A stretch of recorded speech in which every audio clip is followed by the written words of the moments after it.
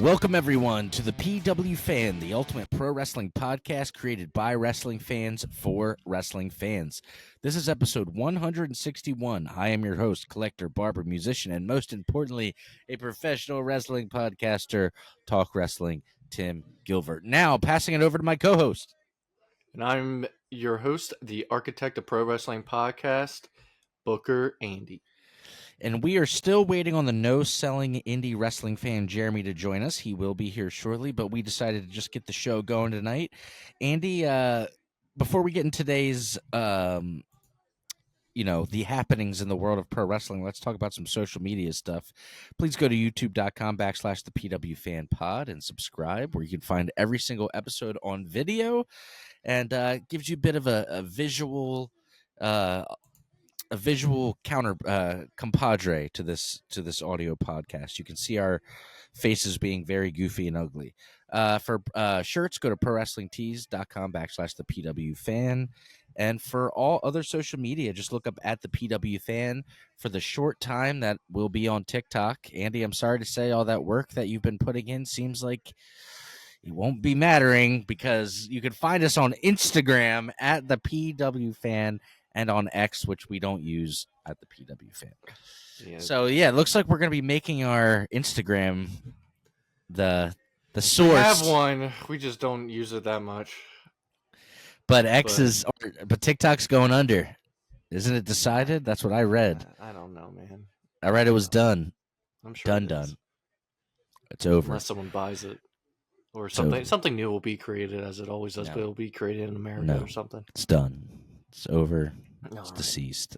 Well, should we tell the fans what the listeners what we're talking about today? What do you mean the car is dead? Oh my god, it ceased. The car is dead. It ceased to exist. All right, tell the people what we're talking about today. All right, this week on the PW Fan, we're going to be talking about the return of Kenny Omega, the first Netflix on Raw. And there's some things outside the shows we're going to be talking about. This includes news on Malachi Black. So let's get right into it. Wednesday nights I get to stay up late, watch Kenny Omega. Sorry, that gets stuck in my head sometimes. We're not doing it right now. Some news outside of the shows right now. Jeff Hardy's memoir that he's writing is to explore substance abuse battles and his time in rehab. I'm kind of interested in that. Jeff Hardy? Yeah, Jeff Hardy. Okay, I'm interested in that book because that's a part of Jeff's life that he normally keeps very close to the vest, very private. Obviously, we all know about his substance abuse issues and all the things he's gone through over the years, but he doesn't tend to open up much about them. So that actually sounds kind of interesting to me. Yeah, he said he just started this morning. He's got 5 years of journaling that he's done, and it's kind of going to get compiled into something. Also on Jeff Hardy, so you watched during the PG era, like, all the time, right? Yes. All right, so during an interview in 2009 to 2012, 13. Peak Jeff Hardy. Let's just say peak Jeff Hardy, all right? Because that's what this relates to. So during a TV interview in Dallas, Hardy reflected on his turbulent journey. God, I saw this. Revealing that a healthier lifestyle could have skyrocketed his success to the heights even beyond John Cena. He said, the way I was living life in my 20s and 30s, if I was living life the way I'm living now, oh my gosh, there's no telling. I would probably be bigger than John Cena today. I was born with such a gift to be a pro wrestler. It just felt so natural, like I was totally created to do this thing. I think he's got a lot of great valid points. I think he was born to do this. I think he's a great wrestler. In 2009... Was he bigger than Cena in 08 and 09? Not bigger, dude. I don't buy it. With a hardcore audience, bigger, but not with the casual? I mean, maybe, but the thing is, he's holding this. He wins the spinner belt. The belt he's holding is Cena's belt. Yeah. So, like, Cena's already the man by then. But let me throw this out to you. I think what Jeff says has a lot of validity, and I think a lot of those things are true. The only thing I just don't think is true is the part where he would have been bigger than John Cena, just because John Cena's a freak of nature, dude. Think about that Make-A-Wish schedule that he did. There's no way. I don't know if he would have been bigger than Cena, but I think He could have been big. I mean, take out 08, 09. His problems started early 2000s, right? So if he had never left and gone to TNA the first time, they were pushing him. They put him in that ladder match with Taker, and then he started missing shows and stuff. Like, if he had continued doing well, they obviously over the years kept. because Cena wasn't even there then. Right. I mean, they obviously over the years kept seeing something in Jeff where they kept giving him second chances. Like you He's said, got the it factor. after the Hardy Boys ended, they tried giving him singles run. He had the match against Taker, but that at that time, from everything that we read back then, 20 some years ago, was that he was burnt out. That he wanted to focus on music. This is all the stuff I remember. He was burnt out. He wanted to focus on music. He wasn't in love with wrestling anymore in the schedule. And then he came to TNA, and then he came back to WWE for a good long while, actually. And then from 06 to 09, he had a good run back, and then he leaves again. That's when he really gets in trouble. Yes, with the Sting match. After his match with Punk, he had a loser leaves town cage match with Punk. He leaves. He goes to TNA. It's just goodbye for now. Yeah, he goes to TNA again. Becomes heel Jeff Hardy with his creatures. Yeah, gets the suspension for being under the influence while wrestling Sting. Oof, that was rough. Does the Indies for years, comes back to WWE, and then once again gets released for substance stuff. God, the journey of Jeff Hardy is just wild, man. It's awful. Hey, Jeremy's here. We're talking about the journey of Jeff Hardy, the ups We're and talking downs. about Jeff Hardy saying he could have been as big as John Cena. You didn't hear about that? Him saying that? No, I did not hear that. He said it earlier this week in an interview, saying that if he had lived a different lifestyle, he could have been bigger than John Cena. Oh, no. We said there's a lot of validity to he could have been very big, but yes, not as big as Cena.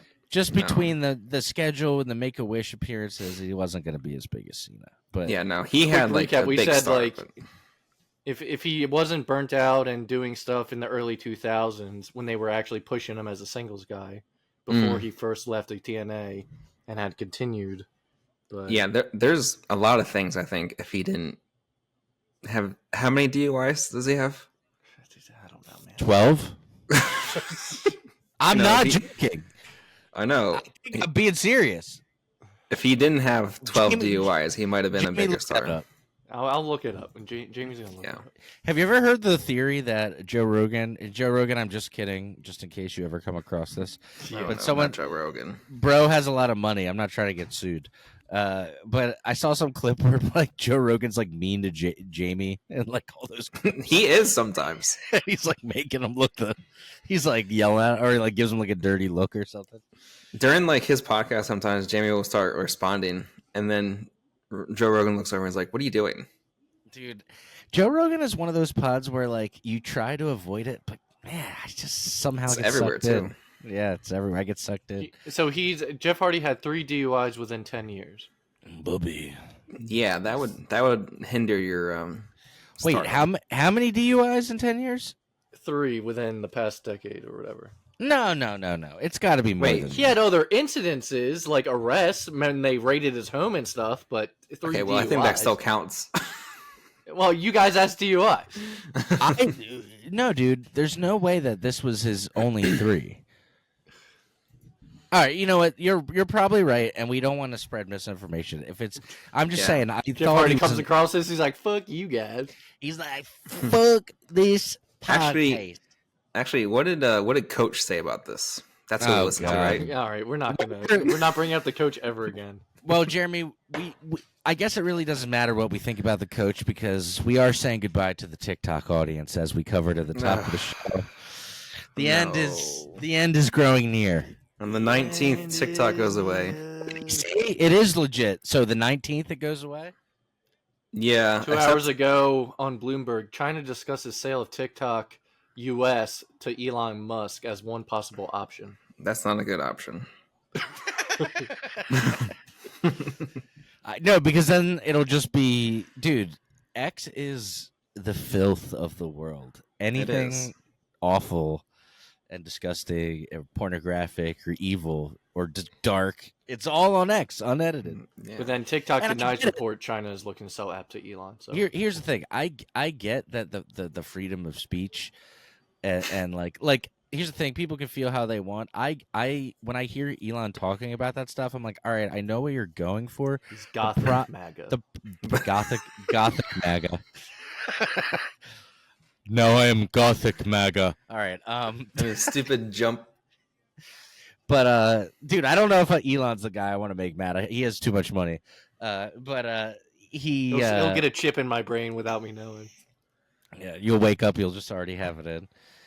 But the problem is I can't open the app in public. I don't even follow any of the bad accounts.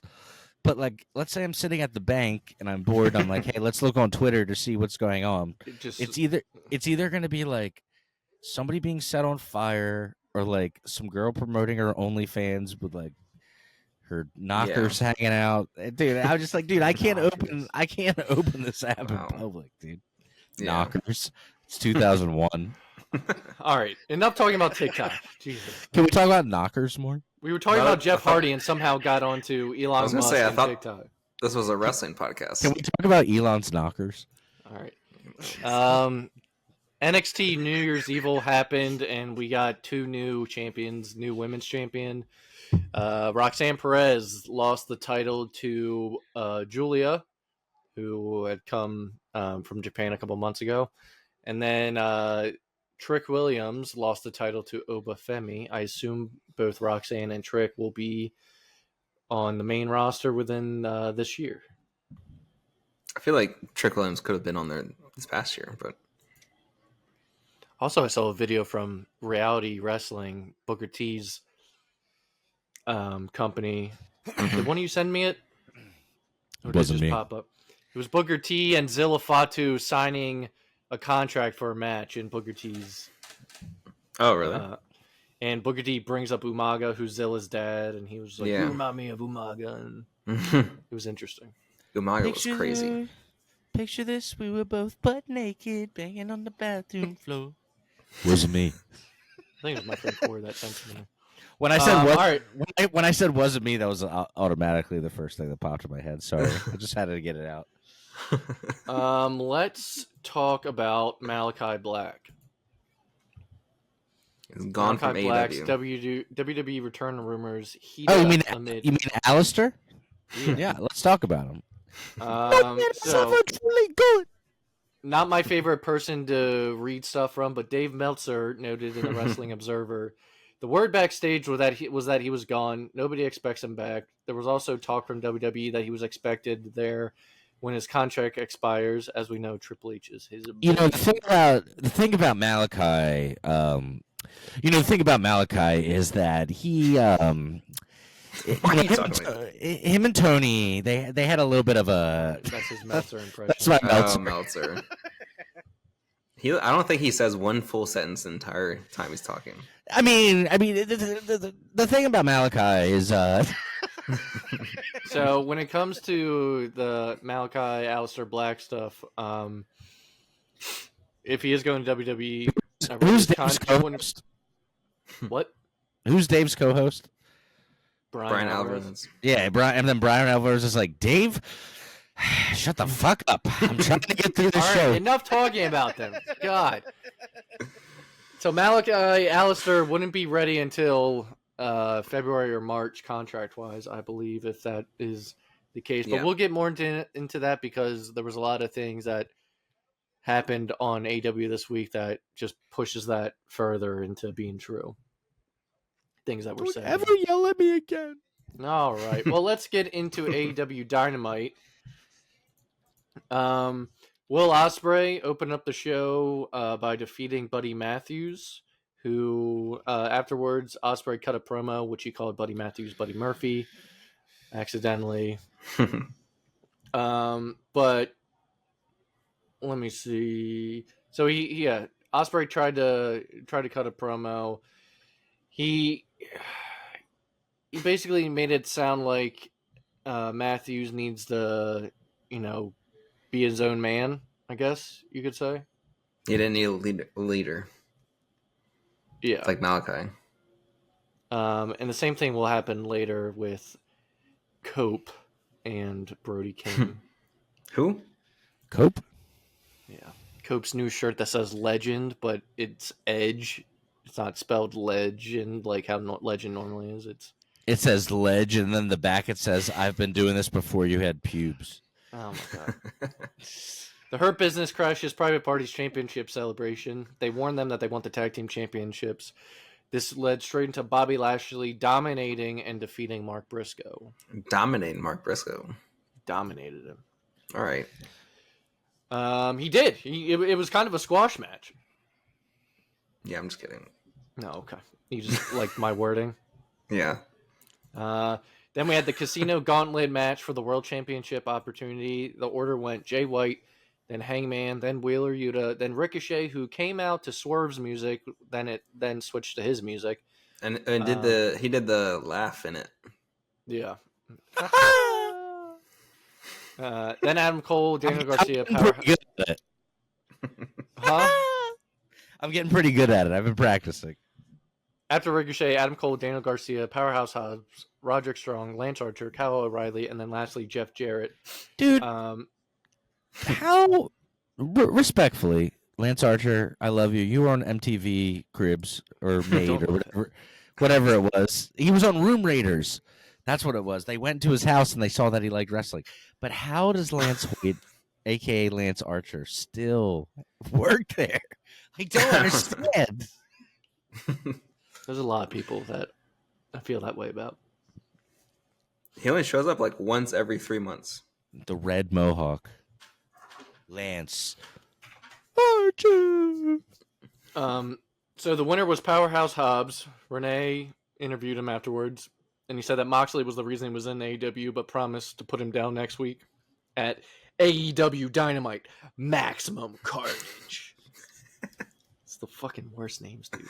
You gotta emphasize Max. Dude, you guys want to see my I see JD McDonough on the TV. You guys want to see my JD McDonough figure I just got? If you're watching on YouTube, hang on, you can see. You know, you look like JD McDonough sometimes. It's gonna be some fucking bobblehead. He does not have a JD McDonough. That's Tim. Yeah. That's Qui-Gon. That's Obi-Wan Kenobi from the Kenobi Show. And I'm bummed that you took it out of the box, but the box was bent. You don't let it breathe. You gotta let it. Or you don't let it breathe. You let it breathe. No. You let it breathe. Andy's just let him suffocate, guy. I like to let him breathe. I got boxes of Funkos that are suffocating. And he likes the suffering. Yes, he does. Yes. Jeff Jarrett afterwards wanted to discuss his future, but MJF would come out. MJF offered to help Jeff Jarrett win the AEW World Championship if he gave MJF the first shot.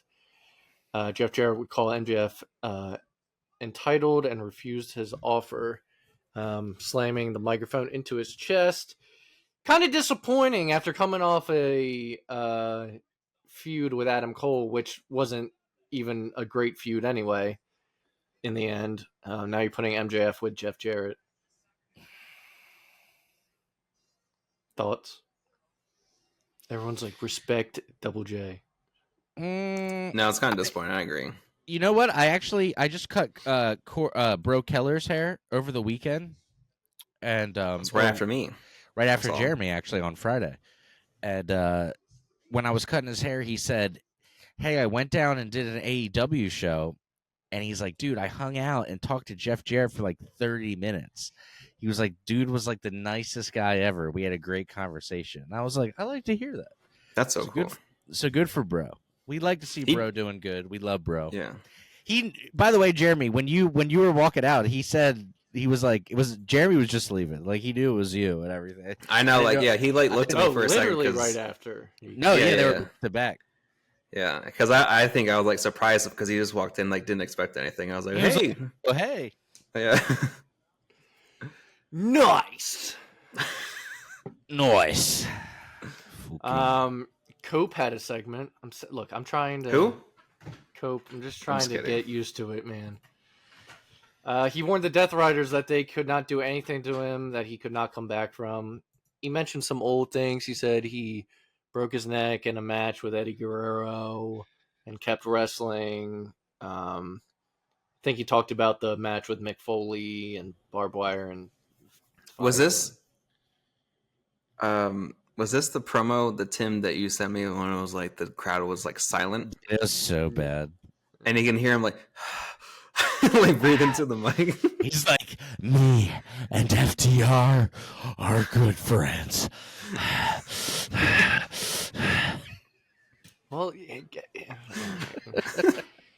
well, Death Riders would come out and they would end up fighting him. FTR would come out and Powerhouse Hobbs would kind of chase them off. Continuing on, Chris Statlander would defeat Tony Storm and Willow Nightingale to earn the number 1 spot in the Women's Casino Gauntlet match. And then Kenny Omega returns. It's like the best part of the show, I think. Big Pop. He promised that he's not ready to step away from professional wrestling, even if the doctors have advised him of all the risks. Don Callis would interrupt. Kenny would run straight to Don Callis, start attacking him and punching him. Brian Cage, Lance Archer, Kyle Fletcher, the Don Callis family would attack. Will Ospreay would arrive to save the day with a steel chair. Then there was a kind of face-off, I guess, in the end. Kenny has a new theme, which is from Wrestle Dynasty. I always think of Don Fallis where he's getting attacked by that guy in real life. Conan! Conan!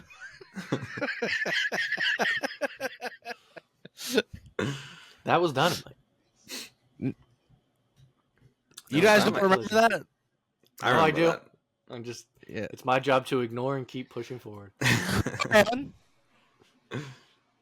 Why is that scar, though, like, always bright red? It's just never just gone back to skin color? It's almost like they keep, like, drawing over it every time. Well, it is a scar, so sometimes it doesn't heal well.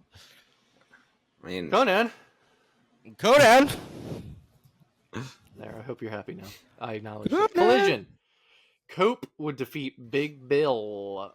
This was... I read somewhere someone was like, this is the most WWE match AEW's done in a while. There was taunting. Let's see if I can find what they said. Yeah, I heard the same thing too. Most WWE style match AEW has done, but not because of the people in and around the ring or former WWE stars. It was paced similarly to how a WWE match would go. Yeah. Yes, it was slower. The people could actually make sense of what was happening in the ring. There was selling.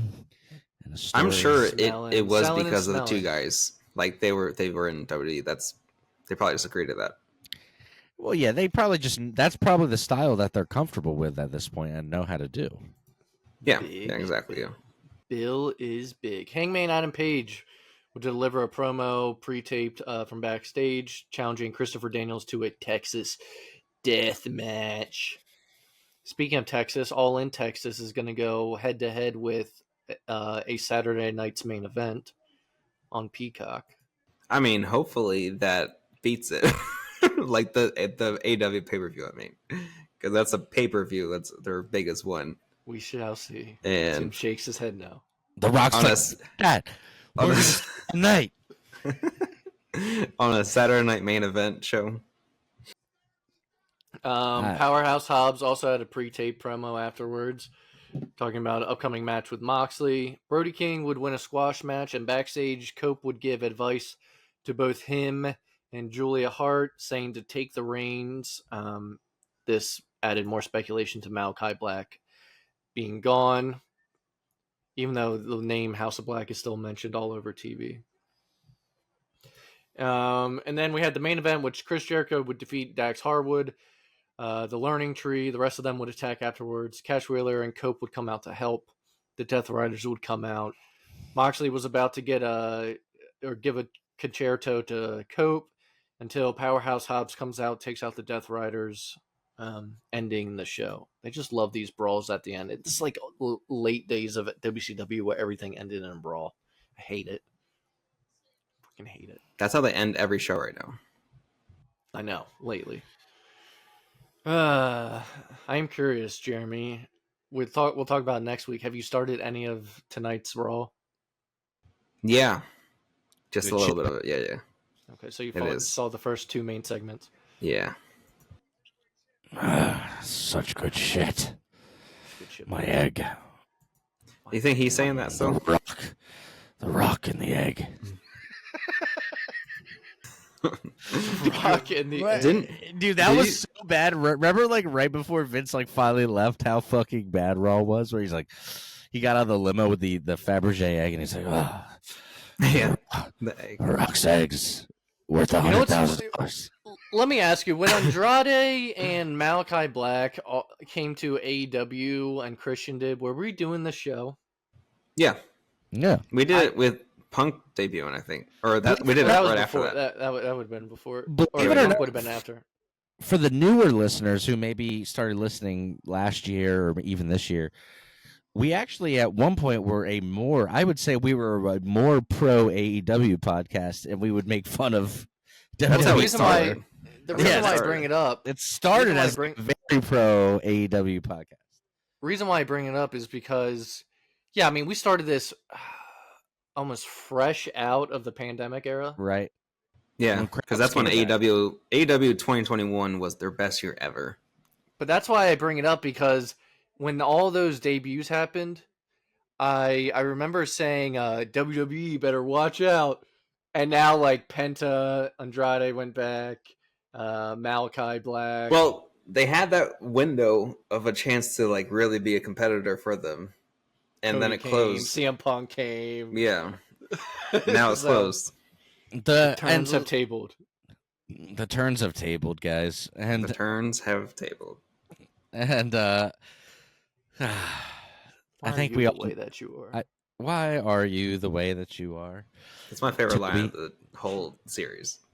What's great, also and underrated, is the look that Toby gives him after Michael. Sorry, Cena. dude. I'm in the middle watching The Office for the first time, almost at season 6, and if you all start talking about it, this show will I'll just start like. Should we do like an office Spin-off. Office Guys podcast? I think there's not enough podcasts of that. I just saw the episode where Kevin and Oscar, I showed Tim, were watching Angela at home like lick her cat. Oh, the cats. Kevin's like, "This is getting weird," and he's like, yeah. "Oh God." All right, I can't get off, or I can't go off onto a tangent because You can't get off. They might make medicine for things like that. Let's You're talk talking about a very You're talking big. about that, and then you're talking about dominating before. Yeah, dominating and getting off. Let's I talk don't about know, this Andy. Raw on Netflix debut. All right, God, it's a big deal. Big deal. There was an opening video package. It was in the Intuit Dome. That looks the like opening a video really package, nice place. Yeah, they had 360 seating. There was people sitting behind the Titantron. Let's see, new logo, new microphones, new theme song, new announce Don't- tables. Love the theme song, but I don't even remember the theme song. It's something like it goes like, "We're going up today. We're going every day." it's Sorry. Nickelback is back. I just wanted to sing the worst Raw theme song ever, real quick. All right, continue. So after a video package going through the history of professional wrestling, the curtain falls and Triple H is behind it. People are giving him shit, be like, "This guy's just putting him everywhere on the show." Like, he's Oh, always in shit. online videos, and I'm just like, But he always starts big shows. He does it for WrestleMania and all that. Well, okay. Triple H- All those people complaining. Just remember, if it's not him, it was gonna be. All right. Vince would have been out. You bet your ass Vince would have been out there. Netflix on Monday night. So I'm happy with what Good we're, impression. I think I'm happy with what we're getting. Instead of that, we get. You think it's the first Raw ever? Welcome to the Netflix era. That's a crazy impression of Triple H. That's how Andy and I, when we were kids, would do like the most like over exaggerated Triple H Evolution promo. And he'd be Or like, there- Oh, yeah. What was the Rock's impression of Triple H during that promo? He's like, nah, because he would say, He's like, and I'm gonna come out, and we're gonna wrestle. So after Triple H was done, The Rock would come out, of course. Eugene, I'm your friend. The Rock. I'm even a better friend than The Rock. I just saw that Eugene clip. I know, you Eugene. sent me it. It's so bad. You sent me it. But that's that Triple H voice. He's like, Eugene, I'm your friend. We're best friends. Fred. Okay, so The Rock came out, and everyone's saying it was out of character, and how can you know, he gave Cody his respect. They were like, how can you fucking do that? And Cody's just sitting there like, yeah, after getting whipped with the belt. Yeah. He's And like, come on, boy. Shit, Fuck talked that. about your mom. Yeah, the boy. We don't stop, boy, even when the cameras are off. and now they're hanging out. Yeah, And he was shortly like, "Hey, after, what's up?" there was a live video from The Rock's Instagram as well as WWE of them drinking tequila out front of Cody's tour bus. Yeah, I saw that. All right, then we had our first match of the show, Roman Reigns versus Solo Sikoa, Tribal Combat. Thoughts on the match before we get to the end? It basically was a street fight, right? That's what it is. Yeah, that's what I mean, that, anyone that can mean, interfere, yeah. no rules. Yeah. It was basically how I expected the match to go, because in all those matches, you'd always just wait until the people start interfering. Roman had on some new Nikes, some Kobe's. Those look so nice. Tama Tonga and Jacob Fatu, of course, would be the first to come out. Then we had Sami Zayn. Then we had Jimmy Uso. Then we had Kevin Owens. But to stop Kevin Owens, we had Tongaloa was not there, thank God. To stop Kevin Owens, we had Cody Rhodes. After dodging a Samoan Spike and hitting a spear, Roman Reigns would win. Then The Rock would come out, and people probably thought that there'd be some kind of heel turn or something, and that did not happen. He just presented Roman with the Ulafala, and they stood there smelling. So I feel like I keep reading at there was a plan for Rock and Cody maybe, but I think people were saying because of redos with a movie like Moana 2 or something that he's not going to be at this year's Mania. That's what it felt like, because there was nothing set up, and he also just went back. I was telling Tim this when he was coming here. I was like, where we have The Rock where he's like, we broke all these records again, and like he goes, that's the worst Rock. That Rock, I don't like. Yeah, that Rock sucks. I hate. We got it. We got a taste of good Rock at man. We got Santa, biggest Netflix movie of all time. I'm like, no, it's not. It's not. It's objectively not. Every single movie he ever puts up, he's like, biggest Netflix movie of all time. He's like, broke records already. I'm like, not true. Blatantly. Yeah, so after mine and Tim's dad came out there and gave Roman his Ulafala. Yeah, by the way, Andy's dad, Andy and my dad look exactly like The Rock. It's weird. Sometimes he'll come out. Dude, I'm telling you, sometimes you should see our text messages, Jeremy. Sometimes he'll walk out and I'll be like... If you ask Tim's daughter and you point to The Rock and say, who's that? She goes, G-Pop. She'll say G-Pop. I'm going to need to see a photo now. Dude, and it's not because of his muscles. Our dad is jacked and ripped. Is it the face? It's something about the face and the sunglasses with the face, like especially when he's doing Final Boss Rock.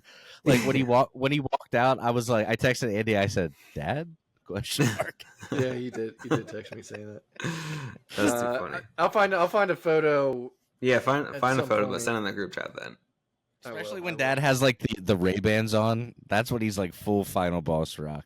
Full Final Boss. Yeah, he's not bold, but like, dude, I don't know. It can be crazy. It's something about the face. Even my wife, who like isn't a big wrestling fan, is always like The Rock will walk out. My wife will be like, Jim, because that's the. I'm trying not to find one that he's not wearing glasses, but he's older now, so he just wears glasses all the time. He wears glasses a lot now, so it's kind of hard not to. It makes sense. But let's continue on. John Cena would make his first appearance. They've already made a Funko now with his shirt that he was wearing, the last time shirt. I don't really like that at all, but no, I know it's the last time is now. Big popped. He talked about how he didn't believe a championship was possible, citing his it's like 2000 some 16? days. 18? Well, 2000 some days since he's won a match. Oh yeah. Yeah, when he's on a winless streak for the last several years. Apparently, not apparently, he's also lost to one of those people he lost to was, let's not forget, rest in peace, Bray Wyatt. Yeah. Bray Wyatt won the Firefly Funhouse. I couldn't remember. Mm-hmm. Yeah, he won that. Yeah. So then this all led to him being, I believe, he's the first entry into the 30-man Royal Rumble. Yep. So that'll be his last Rumble. They were planting some seeds tonight for Punk and Cena, but we'll talk about that next week. Yeah, he listed a few opponents already. Yeah. So some of the things he said while he was out there, he said, "Damn, there's people everywhere." There was "You deserve a chance" when he talks about breaking the 17-time record, or breaking the record to become 17-time champion. Yeah. He says, as far as the 17th championship is concerned, it's never going to happen. And he said the only time we say never around here is when we say never give up. 16 times. Woo! I hate how corny he is. Yeah. I saw a video. Dude, that's the scene we want. I saw this video on TikTok of this girl walking up to Ric Flair in a bar and being like, because we're talking about the whole 16-time champ thing. She walks up to Ric Flair and she's like, "Hello, my friend told me that you were famous, and I was wondering if I could get a picture with you." And he just turns and looks at her and he's like, "No." And then he goes back to drinking his Grey Goose. Good old Ric Flair. No. Then we had our second match of the night. Rhea Ripley versus Liv Morgan, Women's World Championship. Liv Morgan walked in as the champion, but did not walk out. We have a new champion, Rhea Ripley. Got back what is rightfully hers, Sean. Yep. It was me, Sean. You damn right, it was me, Sean. Sean. It's me and Andy's best Triple H. Afterwards, Rhea Ripley would low blow Dominic Mysterio and hit him with a Riptide. On her way out, the Undertaker's music would hit. Kid Rock would be pumping through the building. Taker comes out. Taker comes out on his motorcycle. Donald Trump's on the back of it. He's like, hey. He's like riding shoddy. or not shoddy. He's riding like one of the chicks on the bike, like with his arms around his waist. His hair falls off. So Taker comes out, basically gives his approval for Rhea Ripley. It was just a quick moment. Before I get to the next match, lots of celebrities in the house. We had biggest pop was for Macaulay Culkin. Yeah, it was great. Yeah, the way he did it. He did the Home Alone face. Yeah. Punk had a great interaction with his brother. Oh, his brother was there too. Yeah, Punk had an interaction with him. He said he walks up and he's like, didn't you just win an award? He's like, yeah, just last night. He's like, I won too. He's like, I saw that. Yeah. So yeah, both Culkin brothers. I think there's another one, but I forget that he's Green being a little bitch, looking all awkward as fuck. Logan Paul was there. I don't know. Robot Chicken's funny. Hey, was Seth Green there? Is Seth Green the little redhead dude? Yeah, I said, was he there? He was next to Macaulay Culkin. Yeah, he was his there. Bestie. Oh yeah, they are besties. Creator of Robot Chicken. Yeah. Oh, God, who's the girl that's a huge fan that's always at the events? She was at Armenia. Oh, don't make it never up. mind. I was about to list. Don't make it up. I was about to list an internet starlet. Vanessa Hudgens. Vanessa Hudgens. All right. A little bit of an internet starlet. Then we had Jey Uso versus Drew McIntyre. During Jey Uso's entrance, Travis Scott was seen Shout out to the big wrestling fan, Sarah J. Smoking. Travis Scott was seen smoking some weed in the stands. It was kind of pointless for him to be there. They hyped him up for being there, and he was just like, Wait, Travis Scott? Yeah, when he was like smoking on the entrance. That dude kind of fell off, didn't he? He was big. I don't know. He was just seen with Swerve the other day.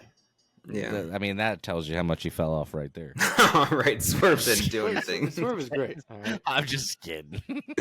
We like Swerve. We like Swerve. Take it easy. Let's talk about the best part of the show. Hulk Hogan came out. Finally, Los people Angeles. are booing Hulk Hogan. Hulk Hogan came out in Los Angeles, dude, and was Just booed with out the American fucking flag, building. looking all sad. That was great. Dude tried to cut a promo to sell his new beer, and he did it in Los Angeles of all places. After dude, you go to a Democratic state after you've been, one of the faces for Trump as a I celebrity. don't think it's that, though. It's didn't not get booed. just that. Yeah, it's definitely because. Oh, it's also the horrible history person. of racism and Yeah. this in the industry. That's more like it. Yeah, just lying. Yeah, because about you're right. everything. Taker didn't get booed. yeah. So it's definitely because Hulk Hogan's just a piece of shit.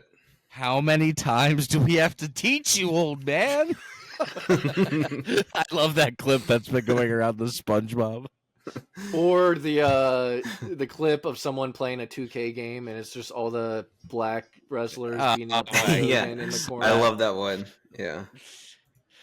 But man, I mean, Macaulay Culkin got a bigger pop than fucking Hulk Hogan did. People like him. Hulk Hogan got booed, and he's like, "All right, I'm out."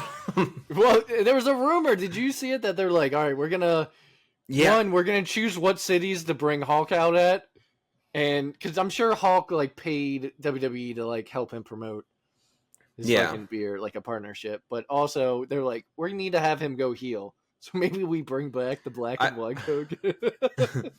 I don't want him at all on the show. Yeah, we don't need any more of you. Why don't you just stay out? Whatever But this again, is, we don't need any more of it. I talked. Yeah. What was that? He's like Chris Porter. He's like all that's happening. We don't need any more of you or your friends. He's like only kids. It's not like two doctors are having kids. It's always Cletus and Velveeta. And we like, don't you need get any more of 3. you. We don't need any more. We don't need any more of Hulk Hogan on this show. And then, so after the Hulkster tried to power through a promo while Jimmy Hart's waving an American flag in the background. The saddest sight, dude. Poor Jimmy. the nicest man, Jimmy Hart. He's 80 years old. Everybody likes him. He's out there like just getting booed out of the building. Poor Jimmy Hart, dude. That's all I got out of this was poor Jimmy Hart. I know, yeah. Hogan probably walked it back like, what the fuck was that, bro? He's like, why are they booing you? I heard he wasn't happy about it. No. A few. Oh, Hulk Hogan? But then he wasn't happy about it, but then apparently it was like, all right, brother, let's he's like, let's turn me heel or something like that. He's like, that'll save my career again. Triple H like puts his arm around him. He's like, okay, Grandpa, we'll call you soon. Going home now. Dude, I mean, walking out there, he was like barely walking. He was that was awful. Yeah, he was not looking good. What's weird though is because he's looked the same facially since 1995. It's weird that like his face pretty much looks exactly the same. It's just crazy. his body continues to like degenerate, and he can't like. It's mainly his move arms anymore. when he holds his arms up. Yeah. I'm like, oh. But like, if you just see him with the face and the bandana, you're like, oh yeah, it's Hulk Hogan. Yeah, he looks exactly the same. Yeah, it's like the same exact dude. Yeah. And then we get to, I mean, God, the main event was Seth and Punk, and they had to have been in Gorilla while this was happening. So Hogan goes out, and then Seth and Punk are up next. They're like, God, we have to follow that. But can you imagine? I'm not gonna lie. Somebody was definitely laughing backstage. I'm sure a lot of people actually How were. could you not laugh? Come You know, on, Punk definitely was. with Jimmy Hart out there, like. Did Corny say anything about Hogan? He was just like, that's all they could. They were like, he's like, and Brian last like, poor Jimmy Hart. He's 80 years old, standing out there with the American flag. All right, main event. what we were waiting for, CM Punk versus Seth Rollins. Punk comes out in his straight edge jacket, not the Larry one from All In. I thought it was for a second when I saw it. I thought it was too, but I don't think he would wear that because apparently that was a gift from Tony. Yeah. Yeah, I Which think is he had nice. someone make it. Yeah. Well, they got it for him as a surprise. I remember he told that on that backstage story where they... Because it was like the Larry detail and all that stuff. Yeah, but this one looked like the original one he had. So match-wise, after both guys got out Which there... son of a bitch. Let me just say something real quick.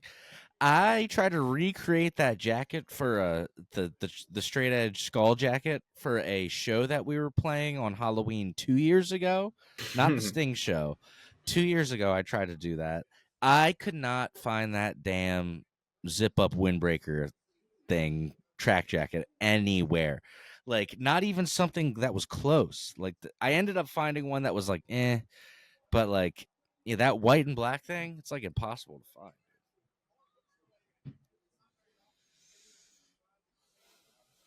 CM Punk and Seth Rollins, ready to talk about it? No. Let's talk more about my jacket. So, anyways, the jacket. I'm just kidding. So the jacket was a zip up? It was a zip up. It All was right. Halloween 2 years ago. Okay. It was a white and black? It was white and black. It was 2 years ago. Why are you guys the way? Why are you the way that you are? Toby's All look right. Toby's look of disgust, though, looking at Michael after he says that is the best part. You have to go back and rewatch that. Yeah.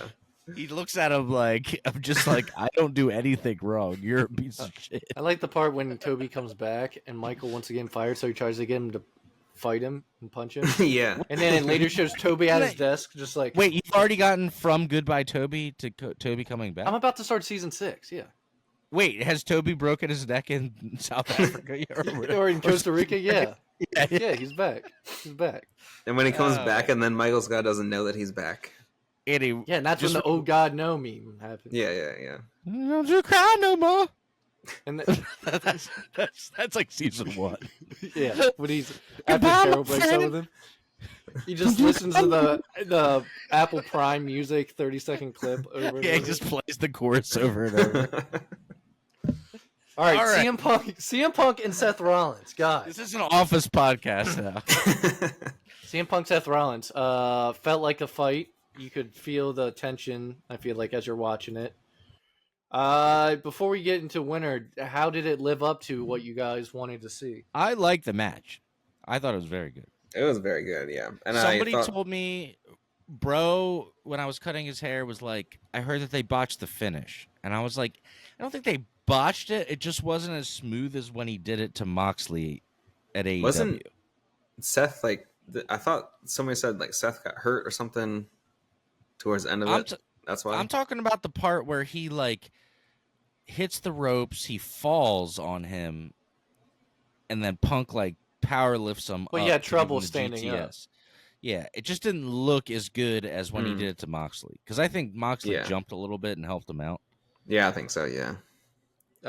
So during the match, they did fight into the audience. Seth would hit a bunch of GTSs. Punk would hit a curb stomp. He would hit GTSs as well. As Tim said, there was 2 GTSs done back to back to finish off Rollins. Afterwards, it's believed that Punk checked on Seth and asked the ref to check on Seth because Seth was cut. Yeah. Seth did have without going too much into it, tonight on Raw, Seth did have a black eye. Yeah, it did get kneed, if you look at the slow motion clips of like Punk getting hit with the GTS, they fucking laying it in there. Cut me. Yeah, it looked like it, especially when it's slow mo. I like how anytime I speak tonight, Andy just immediately like looks down. And I feel like Andy's so done with you.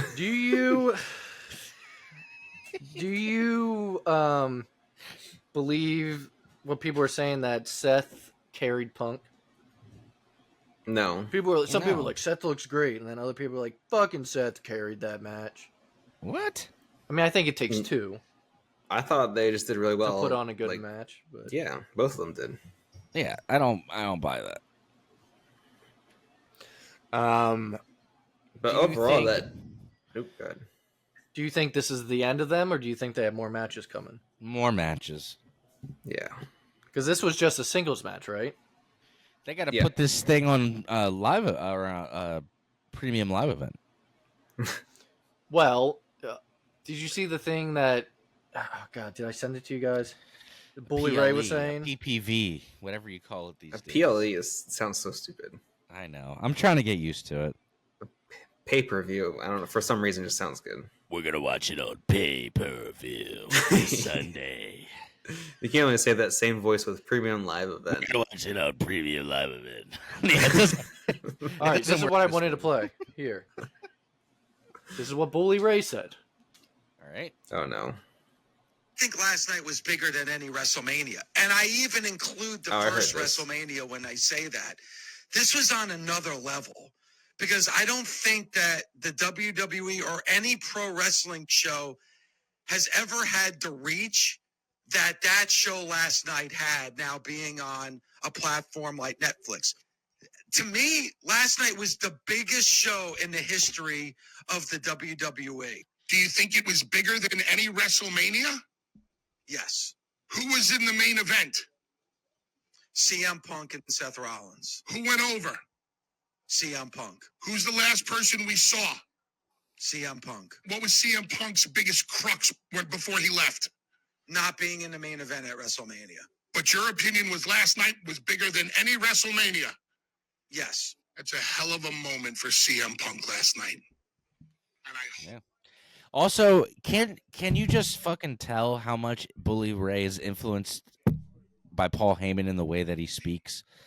They talk so similar. Yeah. Oh, it's like Where he's they like, call who's in the main event? They Who they did speak. this? And They he's just have a cadence that's very similar. Yeah. But no, I agree. I mean, I don't know if it's bigger than any WrestleMania, but the reach.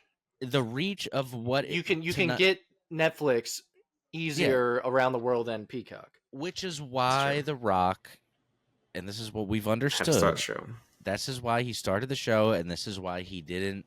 Because okay, you're a normal person, right?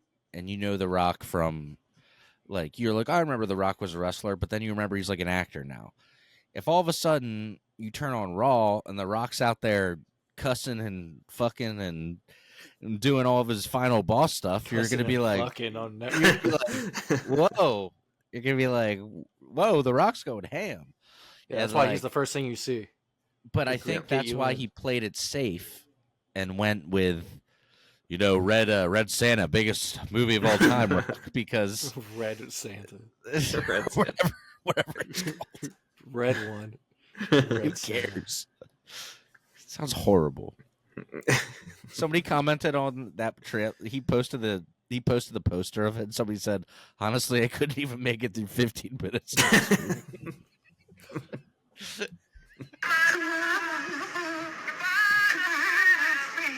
Come on, my friend.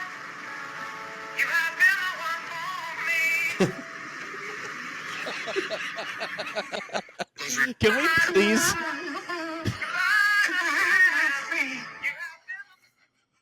Can we please end all of our episodes with that song now? Goodbye, my friend. You've been the one. When we're saying goodbye. Yeah, so when we say goodbye, just that song plays. Goodbye, my friend. Yeah. You have Andy, been the one. send me a clip of Copyright that, and I'll put it at the end. Yes, Andy send him that song. Okay, I will. All right, what Goodbye, else we my got? friend. Goodbye, my friend. You have been Okay, the but one. yeah, no, I think Bully Ray was right. It's a big deal to close out that show. Yeah, it was a It's a huge big deal, deal. I think. All right, so yeah, Raw Netflix was I thought it was a good show. You might have see mixed reviews online. It was good. It was definitely for the casual viewer seeing it first time sort of thing. It would also confirm The Rock's like, the- listen, pal, I can't have The Rock starts saying pal like Vince. He's like, listen, pal, I can't have this messing up my Netflix movies, okay? I can't be coming out there final bossing people, calling people boy and whipping them, all right? Tone it down for a few episodes. There was also a teaser for Penta that actually had his name on it. So if you didn't know before, Yep. it was official. We'll talk about And it. they in the also next week. released his merch before the show tonight. They That's ruined his Roman. debut. They did. Well, when he came out, since you skipped his entrance, I'll just say this: the announcers go, "The worst kept secret." What the announcer said when they show him. Like, yeah, because of their own people. So SmackDown, all right. Paul Heyman would open up the show to discuss Roman winning back his Ulafala on Raw's Netflix debut and becoming the tribal chief again. I believe he also said that Roman's going to be in the Rumble. This is like the first time in years that Roman's in the Rumble. Yeah, maybe he's always since had a the AJ one that he was in. Yeah, maybe the one after. I don't remember. kinda Cody crazy. Rhodes would come out, in which he would have a little bit back and forth with Heyman. But during this, Kevin Owens would show up in the stands. He would insult Cody until Cody would run out, leap over the barricade, go after Owens. So Cody and Owens are out of sight, brawling.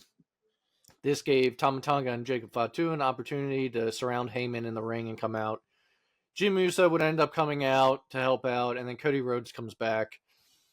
Then backstage, we had LA Knight sending Jacob Fatu out the door as Jacob's arguing with Nick Aldis. That was kind of funny what he said next after that. He said he's not using his inside voice, so I sent him outside. That was pretty good. Threw his ass out. Chelsea Green would retain her Women's United States Championship. That was very Stone Cold attitude of him, and I liked it. Yeah, it felt like that. Send him out. Well, it would come back to bite him in Shinsuke Nakamura versus LA Knight ends in no contest because Tama Tonga and Jacob Fatu come back into the arena and interfere. Cody and Jimmy would come out to help out, and then we get a challenge from Cody and Jimmy to the Bloodline for a match later tonight. And when I say Bloodline, I just mean Tama and Jacob. I believe Solo was not on the show. I'm not 100% done with talking about LA Knight yet. Just real quick, I just want to say that I feel like the dude, like, last year, they had something. It was white Fucked hot it up. last year. You blew it. You had it all. Did you, or is there blew it. just other wrestlers and characters that are... I feel like it's No, both. When he lost to Roman, they pulled the trigger too early. Yeah. He wasn't ready yet, and they had him fight Roman for the title when he lost. And I feel That like was since then, That was a was Saudi Arabia show too. yeah, Still it was gets never over the the same. crowd. People still like him. No, he still does, but I'm telling you, he was on this, like, people were like loving that dude. They were like, this Yeah. is the guy. Stone Cold and The Rock's mixed in the one wrestler. I mean, it was great. I mean, he was white hot, but then you also have people like The Rock coming back and feuding with Seth. And It definitely was both things of like And them Punk not came building back, well. and you're like, God. and like, then yeah. you can't have everyone just be like, I give every wrestler that reaction when they walk out. Even TJ Perkins or whatever his name is. I was like, Oh my god.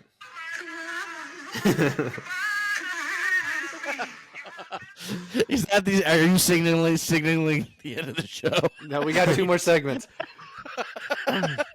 He's like, anytime Andy wants to stop talking, he's just gonna be like, "Goodbye, my friend." It's a 2-minute warning. It's like, we gotta wrap it up. Tiffany Stratton would come out to celebrate winning the WWE Women's Championship. Big reaction from the crowd. Nia Jax would come out, call her ungrateful, threaten to end her life. Then we would have Bayley come out, Naomi and Is that what she Bianca. I mean, yeah, She said, "I'm gonna kill you." I'm pretty sure.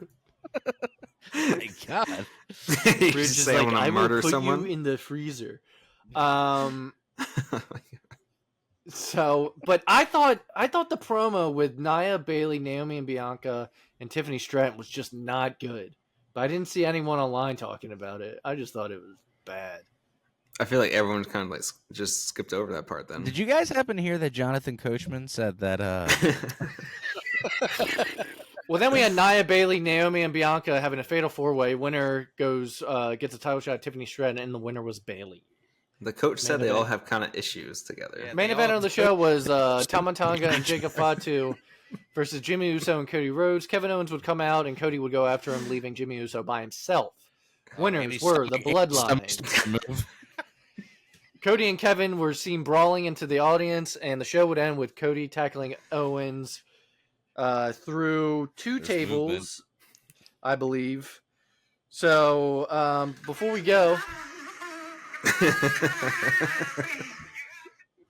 Tim, you can take us out. Well, guys. Have we talked about Unforgiven 2002? Remember I sent you that card? The more you dance. That's a very good. I love that. Okay, if we haven't talked, I saw this video and I sent it. Do you just want to make it the? Are you gonna make it the Unforgiven? show? Yeah, just make it the classic show of the week. Yeah, because classic show of the week. Dark Side of the Ring, which I've been rewatching. But we probably have talked about Unforgiven 02. It's just, dude, I sent a video. I just rewatched Genetti. It's crazy. I sent a video to you all on Instagram, and I responded to it. The fact that this was on a card though is crazy. Yeah, I know you responded to it. I don't know what Tim's doing. All right. Talk about Genetti over here, bro. But this is a crazy card. All right, Rey Mysterio versus Chavo Guerrero, Kane, right. Goldust, Booker T, and Bubba Ray versus the Un-Americans, Lance Storm, Christian, William Regal, and Taz. The Un-Americans. Yeah, they were Canadian Un-Americans. Then we had Chris Jericho. It was an upside-down American flag. Then we had Chris Jericho versus Ric Flair in a WWE Intercontinental Championship match. Then we had Eddie Guerrero versus Edge. Then we had 3 Minute Warning, who's Rosie and Jamal, aka Umaga, defeating Billy and Chuck. I told the winners. Then we had Triple H versus Rob Van Dam for the World Heavyweight Championship. Trish Stratus versus Molly Holly for the WWE Women's Championship. Chris Benoit versus Kurt Angle. And then Brock Lesnar versus The Undertaker in a singles match for the WWE It's a crazy card. That is crazy. That was you got to think, because when Raw and SmackDown would do the combined pay-per-views back in the day, they were stacked. Yeah. Stacked. So I remember SmackDown was like great for that early 2000s run. Oh my God! Every Raw and every SmackDown, I don't know if Andy remembers, it felt like a pay-per-view, because every single show was gonna have like. But every show it went a Raw pay-per-view, SmackDown pay-per-view, Raw pay-per-view, SmackDown pay-per-view. Combo. Yeah, and then the Big Four. And then the Big Four. Yeah. But I mean, dude, they would have steel cage matches on Raw, TLC. I remember like the TLC match with like Kane and Jeff. Yeah, because Hardy it would be like, 2 months until Raw had another pay-per-view. Right, so they would do these big shows. I like that a lot. So Unforgiven 2002 or 3? 2002. That's the classic show of the week. Go watch Marty Jannetty, Dark Side of the Ring. Goodbye, my friend.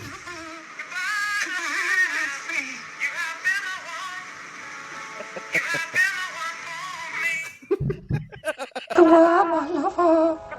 Goodbye, my friend. You have been the one. You have